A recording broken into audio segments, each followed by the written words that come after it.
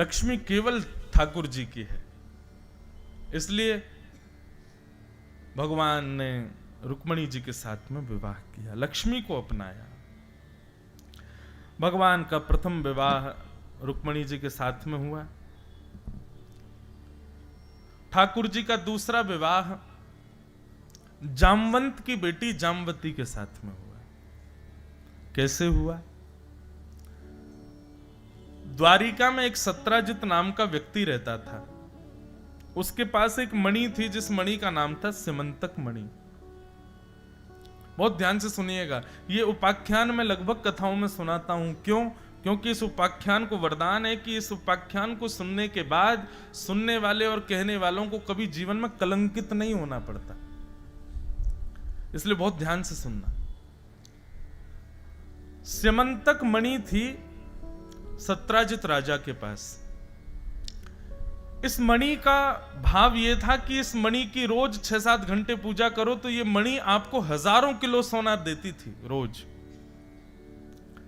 भगवान को जब यह बात पता चली तो ठाकुर जी ने केवल एक सहज भाव में जाकर के सत्राजित से कहा, तुम अकेले व्यक्ति इतने सारे धन का क्या करोगे? यह सिमंतक मणि हजारों किलो सोना देती है, अकेले व्यक्ति इतने सोने का क्या करोगे? भाई जितना सोना ये हर दिन देती है ना, तुम पूरे जीवन में नहीं भोग सकते इतना। तो सत्राजित ने कहा, आप क्या कहना चाहते हैं? बोले, मैं ये कहना चाहता हूं, ऐसी वस्तु को तो द्वारिका के कार्यालय में जमा करा दो, इससे जितना धन होगा हम द्वारिका का विकास करेंगे। और रही बात ये मणि तुम्हारी है तो तुमको कितनी जरूरत रहती है हर महीने हर साल, हमको बता दो, हम उतना तुमको दे देंगे। अब तुम भरते ही तो जा रहे हो, इसका कुछ लाभ तो है नहीं। सत्राजित बोला, मैं तकिया बना के सोऊं, मैं गद्दा बना के सोऊं, मैं सोने की चटनी खाऊं, मैं सोने की रोटी बनाऊं, मेरा है, मैं रखूंगा, मैं किसी को नहीं दूंगा। ठाकुर जी बोले, समझाना हमारा फर्ज था, ना मानना तुम्हारा धर्म है, कोई बात नहीं। ठाकुर जी वहां से चले गए। सत्राजित ने मणि नहीं दी भगवान को। अगले दिन ही क्या हुआ कि सत्राजित का छोटा भाई था प्रसेन, वो प्रसेन मणि पहन करके नगर में घूम करके सबको दिखा रहा था कि देखो मेरे पास मणि है।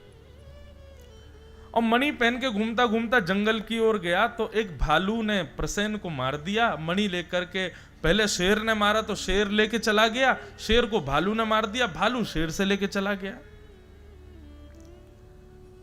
3 दिन तक जब प्रसेन लौट करके नहीं आया तो सबने भगवान के ऊपर आक्षेप लगा दिया कि ठाकुर जी इस मणि को मांगने गए थे, सत्राजित ने देने से मना कर दी, इसलिए प्रसेन को बंदी बना करके भगवान ने मणि चुरा ली है।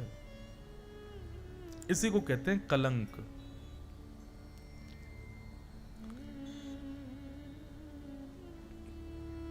एक पहेली कहते हैं, जल से पतला कौन है, जल से पतला कौन है, कौन भूमि से भारी, और कौन अग्नि से तेज है, कौन काग से कारी। इसका उत्तर कहते हैं, जल से पतला ज्ञान है, पाप भूमि से भारी।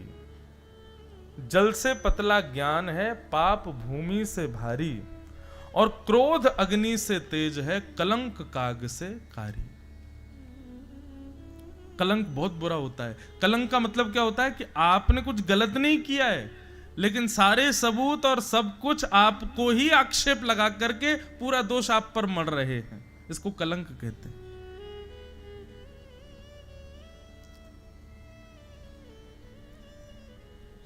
पृथ्वी पर जन्म लेने पर जन्म से मृत्यु तक ऐसा हो ही नहीं सकता कि एक बार आपको कलंक ना लगे। चाहे 4 दीवारी में 2 लोगों के बीच में ही बात हो, चाहे पत्नी ही लगावे, चाहे पति ही लगावे, चाहे बच्चों के मन में ही आ जाए, चाहे माता पिता ही सोच लें, लेकिन लगेगा जरूर। इतना आपको संभल के रहना है कि बस वो बड़े रूप में ना लगे, लेकिन लगता जरूर है। जैसे बंधुओं, जन्म लेने के बाद में कुछ इंजेक्शंस लगते हैं ना बच्चों को, वो जरूरी होते हैं। ऐसे जीवन में कुछ कुछ गिरावटें, कुछ कुछ ठोकरें जरूरी हैं। मानव को वो नहीं लगती है ना, तो वो मानव जी नहीं पाता आगे। इसलिए कुछ कुछ चीजें होना जरूरी है। लेकिन ये ठाकुर जी का निधान है, ठाकुर जी का विधान है। किसी को तो 30 साल की उम्र में ही सब भुगवा दिया है, और किसी को जाकर के 70-80 साल में जाकर के चीजें भोगनी पड़ती हैं। पर आता जरूर है, ये कुछ ब्रेकर्स हैं हमारी लाइफ के, वो आएंगे जरूर। बस अपनी गाड़ी के ब्रेक आप कंट्रोल रखना, ठीक रखना, कहीं ऐसे ना हो कि ब्रेकर आए और ब्रेक लगे ही नहीं और उछल गए महाराज जोर से। और ये ब्रेकर्स क्या हैं? संयम, अपनी इंद्रियों पर, अपने विचारों पर, अपनी बुद्धियों पर। ये कथा जो है ना, एक प्रकार का सर्विस, जैसे गाड़ी की सर्विस होती है ना, ऐसे ही मानवों की सर्विस सेंटर है कथा। 7 दिन के लिए खंडवा में लगी, अब 1 तारीख से बागेश्वर धाम में लगेगी, फिर 7 को वहां पूरी होके 10 तारीख से विदिशा में लगेगी, 16 को वहां पूरी होगी। तो फिर जहां जहां ये कथा रूपी सर्विस सेंटर लगता है, वहां वहां की गाड़ी रूपी मानव आते हैं, उनकी सर्विस की जाती है मंच से। किसी का कोई पाया खराब होता है, किसी का कोई नट बोल्ट ढीला होता है, वो सब यहां से कसे जाते हैं, जिसका जैसा कस जाए। पर इसका पूर्ण कारण क्या है सर्विस का? ताकि आपके वेग जो हैं, रोड पर जब आप चलो, जीवन में जब आप चलो, तो जो ब्रेकर्स आए वहां कहीं आप डिसबैलेंस ना हो जाओ, उसके लिए।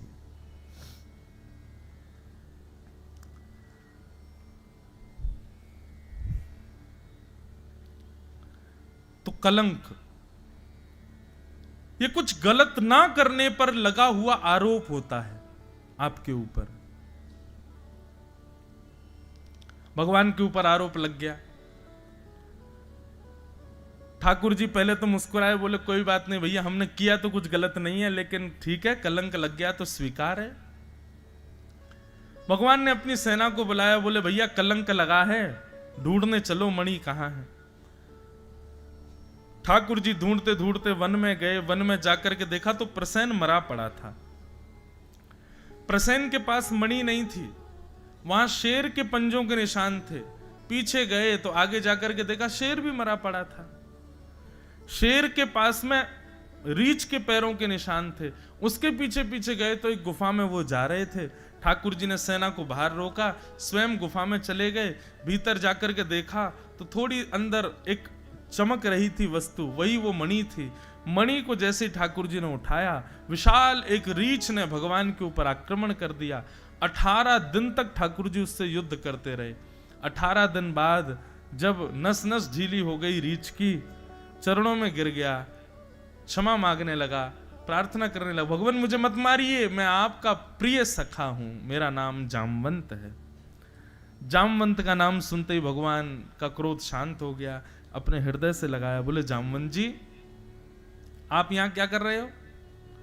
बोले ठाकुर जी मैं चिरजीवी हूं, चिरंजीवी हूं। कलयुग में भी हैं जामवंत जी, सप्त चिरंजीवी हैं ना, एक उनमें से जामवंत जी हैं। जामवंत जी महाराज बोले भगवान मैं सतयुग, त्रेता, द्वापर, कलयुग चारों युगों में रहता हूं, मेरा कभी अंत नहीं होता। भगवान ने हृदय से लगाया, बैठे, थोड़ी देर बातचीत हुई। ठाकुर जी ने बताया, बोले हमको ये मणि चाहिए, इस मणि की वजह से हमारे ऊपर कलंक लगा है। जामवंत जी बोले ले जाओ भगवान, लेकिन कोरी मणि मत लेके जाओ। ठाकुर जी बोले तो? बोले हाथ आगे करो। भगवान ने हाथ आगे किया तो जामवंत जी भीतर गए, अपनी बेटी को लेकर के आए और अपनी बेटी का हाथ ठाकुर जी के हाथ में रख दिया। बोले भगवान मेरी पुत्री को स्वीकार करो।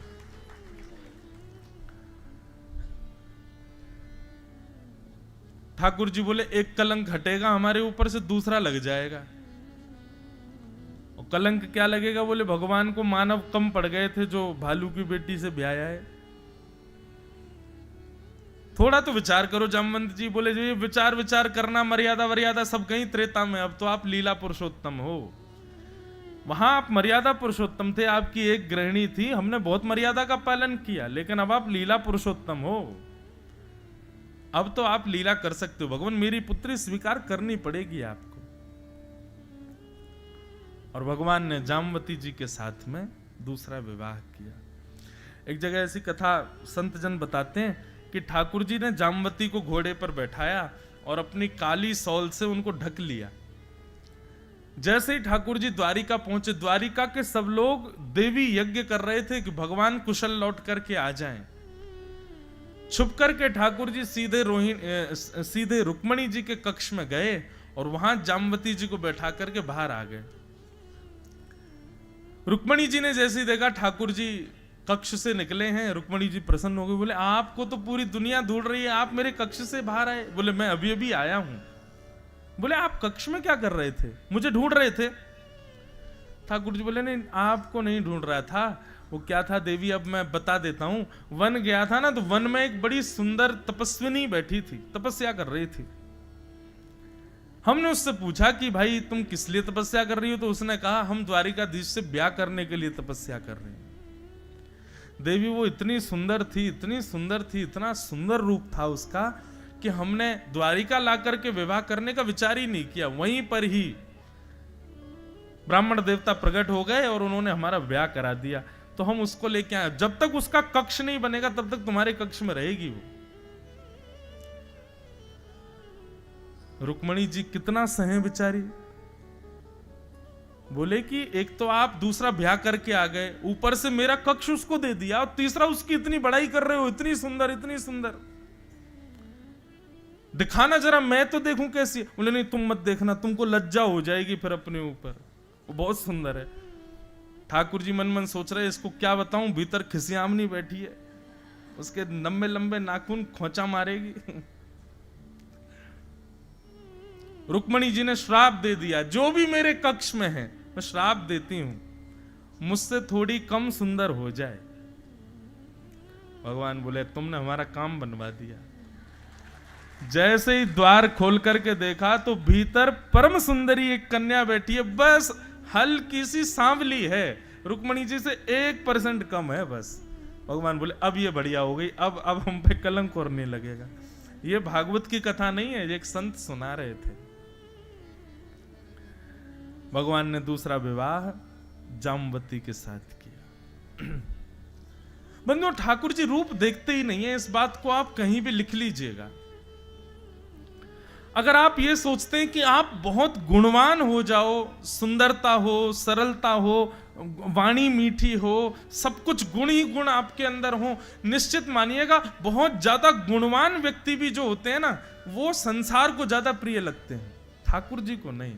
हाँ, गुणवान बहुत हैं, लेकिन वो गुण का प्रयोग लोक रंजन का नहीं है, तो ठाकुर जी को प्रिय है।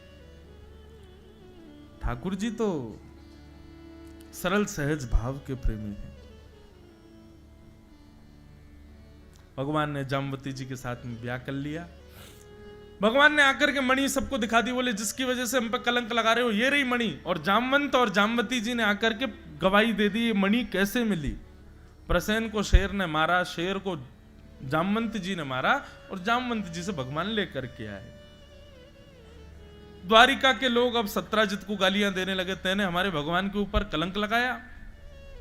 सत्राजित बोला मैं कहां जाऊं। सत्राजित बोला इस कलंक से बचने का एक ही उपाय है कि मैं भी अपनी बेटी का ब्याह भगवान से कर दूं, भगवान मेरे संबंधी हो जाएंगे तो फिर कलंक मुझ पे नहीं लगेगा। और सत्राजित ने अपनी पुत्री सत्यभामा का विवाह भगवान के साथ कर दिया। कितने ब्याह हो गए? तो पहला रुक्मणी, दूसरा जामवती, तीसरा सत्यभामा। अब एक ट्विस्ट और हुआ, ये सत्यभामा की पहले किसी और से सगाई हो चुकी थी, और जिससे सत्यभामा की सगाई हुई थी वो व्यक्ति इसीलिए ब्याह कर रहा था कि मुझे दहेज में मणि मिलेगी। भैया, सबसे खतरनाक यदि संसार में कोई अवगुण है ना, तो वो है लोभ। इससे बचो। आपको यदि लगता है कि आपके भीतर काम प्रकट हो चुका है, आपको लगता है कि आपके अंदर क्रोध बहुत ज्यादा है, आपको लगता है कि आपके भीतर ये दोष जन्म ले रहे हैं, तो निश्चित है कहीं ना कहीं लोभ बैठा है अंदर से। तो निश्चित है कोई ना कोई पीड़ा, कोई ना कोई रोग बना ही रहेगा। पाप के पिताजी का नाम है लोभ। सबसे पहले लोभ जीवन में आता है, और वही लोभ फिर काम, क्रोध, ईर्ष्या, द्वेष, अभिनिवेश, चिंता, ममता, अहमता, इन सबको जन्म देता है। इसलिए लोभ से बचिए।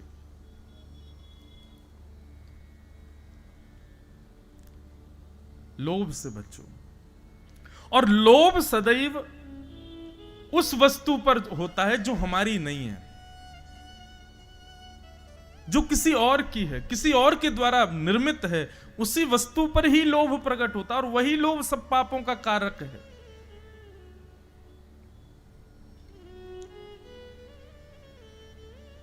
इसलिए कभी भी लोभ मत करो।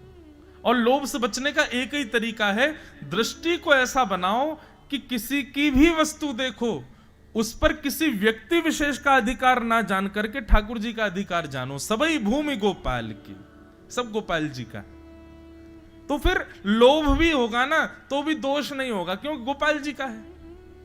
लोभ कब होता है? पड़ोसी ने इतना बढ़िया घर कैसे बना लिया, ये लोभ हो गया। अब उसके घर को देख रहे हैं, गाड़ी को देख रहे हैं, तो मन में ज्वलनशीलता हो रही है, यही लोभ है। किसी के बच्चे ज्यादा पढ़ लिख जाएं, बच्चे ज्यादा अच्छे निकल आए, तो बस मन में चिंता हो गई, लोभ हो गया, हमारे बच्चे ऐसे क्यों नहीं। ये लोभ, यही दोष का कारण है, इसको नष्ट करो।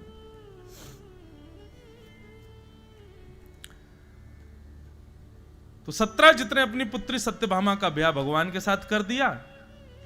अब ये खबर पता चली सत्यभामा के पूर्व मंगेतर को, उसको पता चली कि मेरी होने वाली पत्नी का ब्याह तो कर दिया कहीं और हाँ, भगवान ने दहेज में मणि लेने से मना कर दिया कि मणि मुझको नहीं चाहिए, इसको ले जाओ। जब से ये मणि जीवन में आई है तब से हमको दिक्कत ही हो रही है, ये मणि चाहिए ही नहीं। सत्यभामा के पूर्व मंगेतर सतधनवा ने सोचा कि ब्याह तो हुआ नहीं मेरा, कम से कम मणि चुरा लूं, मणि को तो अपना बना लूं। और उसने अर्धरात्रि में सोते हुए सत्राजित यादव को मार करके उसकी मणि को चुरा लिया। दूसरे दिन जैसे ही भोर हुआ, भगवान अपनी स्वधर्मा सभा में बैठे थे, तभी सत्यभामा रोती रोती आई। भगवान ने पूछा, सत्यभामा आप क्यों रो रही हो?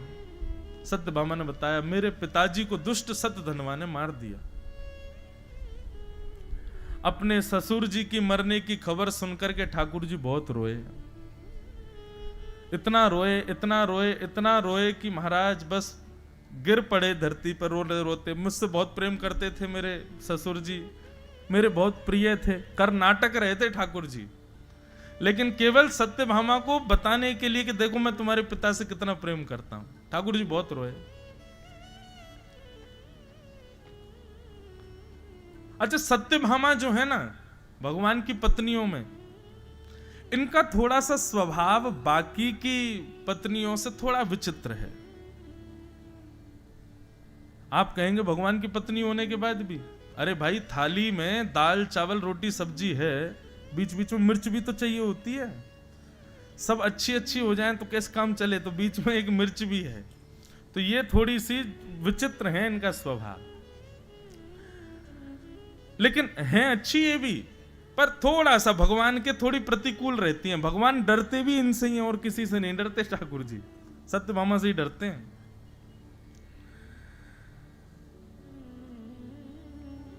और डरना भी चाहिए, भलाई भी इसी में ही है। बाकी आप लोग ज्यादा एक्सपीरियंस्ड हो, मुझे तो पता नहीं है ज्यादा भय होता है कि नहीं, पर एक बात मुझे ऐसी लगती, अनुभव होता है कि एक व्यक्ति साथ ऐसा है जिससे आप थोड़े भयभीत हो तो आप कंट्रोल्ड रहोगे। माता पिता जब बालक के ऊपर नहीं होते ना, तभी बिगड़ता है वो, क्योंकि उसको कोई रोक नहीं है। और या फिर माता पिता बड़े खुले दिमाग के हों, बच्चे को सब करने की अनुमति दे दें, बच्चा बिगड़ेगा निश्चित। जो माता पिता बालकों को रोकते बहुत हैं, वही बालक बनते हैं आगे चल के कुछ। तो इसलिए पति के साथ पत्नी भी ऐसी ही होनी चाहिए, थोड़ी सी, थोड़ा उसको कंट्रोल रखे, और पति भी थोड़ा कंट्रोल वाला, थोड़े ही, ज्यादा नहीं, हल्का ही।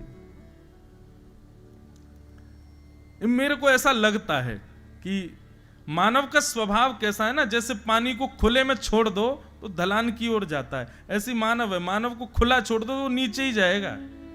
ऊपर चढ़ाने के लिए तो मोटर ही लगानी पड़ती है पानी को। ऐसे ही मानव को भी व्यवस्थित करने के लिए एक वेग जरूरी है। तो भगवान के साथ में वेग के रूप में है सत्यभामा। उनसे थोड़ा डरते हैं ठाकुर जी। सत्यभामा के आगे बहुत रोए ठाकुर जी, ऐसा दिखा रहे हैं कि मानो जैसे उसके पिता से कितना प्रेम करते हैं।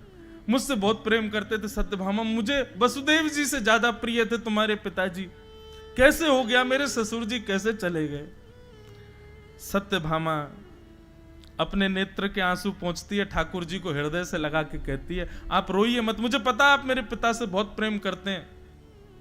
भगवान बोले, हाँ देवी बहुत प्रेम करता हूं। अब एक काम कीजिए, मेरी पिता की मृत्यु का बदला आप ही लोगे। फिर इतना रो रहे हो ना आप, आपको इतनी याद आ रही मेरे पिताजी की, आप ही बदला लेके आओ। जाइए मार दीजिए उस सतधनवा को, और मेरे पिता के प्राण जिस मणि में बसते हैं वो मणि लेके भागा है, मणि ले आइए और लाके मुझे दे दीजिए। ठाकुर जी के आंसू सूख गए। भगवान बोले, ये मणि नहीं जाएगी। ठाकुर जी बोले, अच्छा तो मैं जाऊं फिर? बोले, हाँ जाइए, अभी जाइए। ठाकुर जी निकल पड़े। सतधनवा को पता चल गया कि द्वारिकाधीश उसको मारने आ रहे हैं, तो सतधनवा मणि अक्रूर जी को देके भाग गया। भगवान ने बीच रास्ते में सतधनवा को पकड़ लिया, उसके साथ युद्ध हुआ, युद्ध में वो मारा गया। भगवान ने उसकी सब पॉकेट्स चेक करी, लेकिन उसके पास मणि नहीं मिली। भगवान उसके घर पहुंच गए, पूरा घर छान लिया, वहां पे भी मणि नहीं मिली, क्योंकि मणि तो अक्रूर जी को देके गया है वो। अब ठाकुर जी को पता नहीं कि अक्रूर जी को दे गया है। 2 दिन तक ठाकुर जी तलाशी करते रहे, जहां जहां उसके निवास थे सब जगह भगवान ने देखा, नहीं मिली। ठाकुर जी को वैसी चिंता सता रही थी, अब खाली हाथ जाऊंगा तो वो पूछेगी मणि कहां है। भगवान जैसी लौट करके आए, द्वार पर ही खड़ी थी सत्यभामा। भगवान ने आकर के कहा, हमने मार दिया सतधनवा को, तुम्हारे पिता के हत्यारे का वध कर दिया मैंने, अपने पिता, अपने प्रिय ससुर जी की मृत्यु का बदला लिया मैंने। सत्यभामा सुनती रही, कुछ बोली नहीं, सीधे हाथ आगे किया, मणि दो। ठाकुर जी बोले, उसके पास मणि नहीं थी, मैंने सब जगह देखा, मणि मिली नहीं मुझे।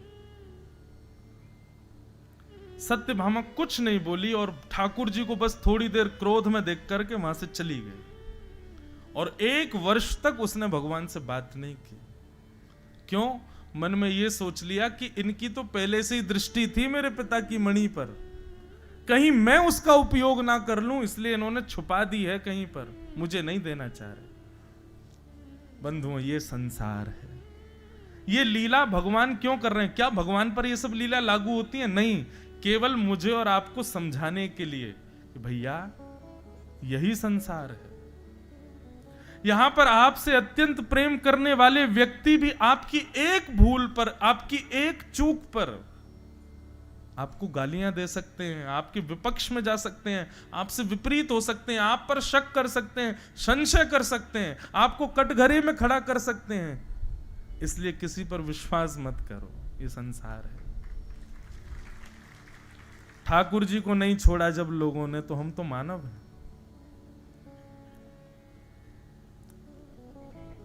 लेकिन ऐसी परिस्थिति यदि कभी हमारे साथ हो जाए तो करना क्या है? मौनमास्ताम, चुप रहो, मौन रहो। सत्य का एक स्वरूप होता है बंधुओं कि सत्य कितना भी दबा लिया जाए वो प्रकट हो जाता है। आप एक और सूत्र ऐसा कहा जाता है जो बहुत सफाइयां देता है ना, बात बात पर बहुत ज्यादा प्रस्तुत करता है अपने आप को। नहीं नहीं नहीं नहीं, ऐसा नहीं है, ऐसा नहीं, नहीं नहीं नहीं, मैंने तो, समझो उसने कहीं ना कहीं तो गड़बड़ी की है, इसीलिए इतना प्रस्तुत कर रहा है। सत्य व्यक्ति प्रस्तुत नहीं करता अपने आप को। यदि संसार में कभी इस प्रकार की घटना या इस प्रकार का व्यवहार आपके साथ में हो, तो उस समय बस सत्यता से प्रसन्न होकर के अपना जीवन यापन कीजिए और समय आने दीजिए। एक समय आने पर आपका सत्य उजागर होगा। हां, कभी कोई पूछे या कुछ ऐसी बात आवे तो सत्य बता दीजिए, लेकिन कोई माने ना तो थोपिए मत उसके ऊपर। नहीं मानना ये उसकी जिम्मेवारी है, आपने बता दिया ना बस। अब पीछे मत लगे रहो कि नहीं मैंने ऐसा किया नहीं है, नहीं मेरे से ऐसा हुआ नहीं है, तुमको गलत समझ में आ रहा है, नहीं नहीं ऐसा है नहीं। ये बार बार प्रस्तुत मत करो, एक ही बार प्रस्तुत करना है बस स्वयं को। ठाकुर जी ने सत्यभामा के सामने स्वयं को प्रस्तुत नहीं किया। भगवान ने कहा तुम मौन तो हम भी मौन, मत करो बात। 1 वर्ष बाद एक ब्राह्मण का आगमन हुआ द्वारिका में। उसने खूब सारी जंजीरें पहन की थी सोने की, हाथों में 5 में 10 में उंगलियों में अंगूठियां। भगवान बोले ब्राह्मण भाई कितना भी धनवान हो जाए प्रदर्शन कभी नहीं करता, ये ब्राह्मण कैसा इतना प्रदर्शन कर रहा है। ठाकुर जी बोले वाह भैया, ये देखो क्या बढ़िया, तुम तो जंजीर वंजीर पहन के घूम रहे हो हैं, इतना धन किसकी कृपा है? बोले सब अक्रूर जी महाराज की कृपा है महाराज। सोने की थाली, सोने की चम्मच, सोने की कटोरी, रोज 1000 ब्राह्मणों को भोजन कराते हैं और पात्र ही दान में दे देते हैं। ले जाइए ये पात्र, कटोरी, चम्मच, गिलास सब ले जाओ अपने साथ सोने के। भगवान बोले अक्रूर जी पे इतना पैसा कहां से आ गया भाई? तब ठाकुर जी ने मंद मुस्कुराते हुए एक पत्र लिखा।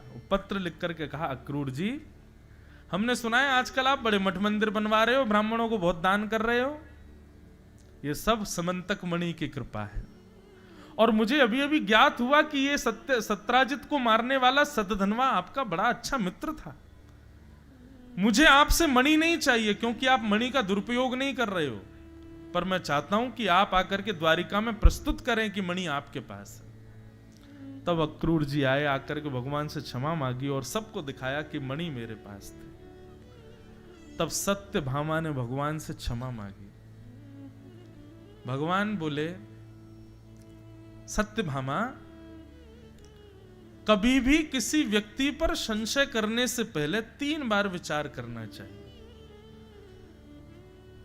बाकी मेरा स्वरूप ऐसा था कि मैं स्वयं को प्रस्तुत नहीं करूंगा तुम्हारे आगे, सत्य है मेरे साथ और सत्य आज प्रकट हो गया। पर तुमको भी चाहिए कि इतनी जल्दी संशय नहीं करना चाहिए सबके ऊपर। विश्वासो फलदायक, विश्वास करो, विश्वास फल देता है। अगर आप सबके प्रति अविश्वास रखोगे तो जी नहीं पाओगे संसार में।